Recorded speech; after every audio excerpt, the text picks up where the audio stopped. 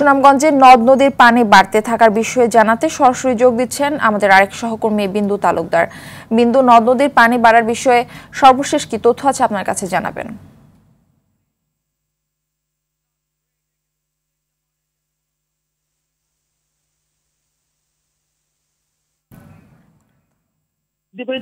তবে একটু স্বস্তির খবর, আজ দিনে বৃষ্টিপাত না হওয়ায় সুনামগঞ্জের সুরমাসে অন্যান্য নদীর পানি তেমন বৃদ্ধি পায়নি।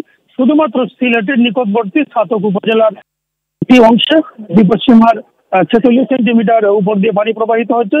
আমরা বিকালে কথা বলেছিলাম সুনামগঞ্জ পানি উন্নয়ন বোর্ডের নির্বাহী প্রকৌশলী মামুন হাওলাদারের সাথে। তিনি তেমনটা জানিয়েছেন, সিলেট থেকে নেমে আসা পানির কারণে সিলেটের নিকটবর্তী উপজেলা ছাতকের একটি পয়েন্টে বিপদসীমার উপর দিয়ে পানি প্রবাহিত হচ্ছে। এছাড়া সুনামগঞ্জের সুরমা সহ অন্যান্য যে সকল নদী রয়েছে সকল নদীর পানি বিপদসীমার নিচ দিয়ে প্রবাহিত হচ্ছে। আরেকটি তথ্য জানিয়ে রাখতে চাই, সুনামগঞ্জের পানি অপরিবর্তিত বা সুরমা নদীর পানি বৃদ্ধি না হওয়ার কারণটা তিনি যেমন বলেছেন যে সুনামগঞ্জের পার্শ্ববর্তী মেঘালয় এবং চেরাপুঞ্জিতে গত 24 ঘন্টায় 193 মিলিমিটার বৃষ্টিপাত হয়েছে।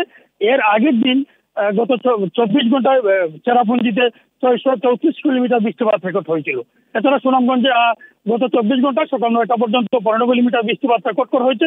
এর আগের 24 ঘন্টার যে বৃষ্টিপাতের পরিমাণ ছিল সেটি ছিল 39 মিলিমিটার। তাই সুনামগঞ্জ পানি উন্নয়ন বোর্ডের নির্বাহী প্রকৌশলী জানিয়েছেন যে চেরাপুঞ্জি ও সুনামগঞ্জ এবং সুনামগঞ্জের আশপাশে বৃষ্টিপাত কম হয়, সুরমা নদীর পানি তেমনটা দিনে বাড়েনি। সুতরাং যদি বৃষ্টিপাত না হয়, রৌদ্রোজ্জ্বল আবহাওয়া থাকে, তাহলে সুনামগঞ্জে বন্যা পরিস্থিতি হয়তো নাও হতে পারে। তাছাড়া আরেকটা তথ্য তিনি যারা বলেছেন যে সুনামগঞ্জের সকল হাওরে নদীর পানি ঢোকায় বন্যা পরিস্থিতি তেমন আশঙ্কা নেই। তবে যদি বৃষ্টিপাত হয় এবং উজান থেকে পানি নেমে আসে তাহলে সুনামগঞ্জে বন্যা পরিস্থিতি সৃষ্টি হতে পারে।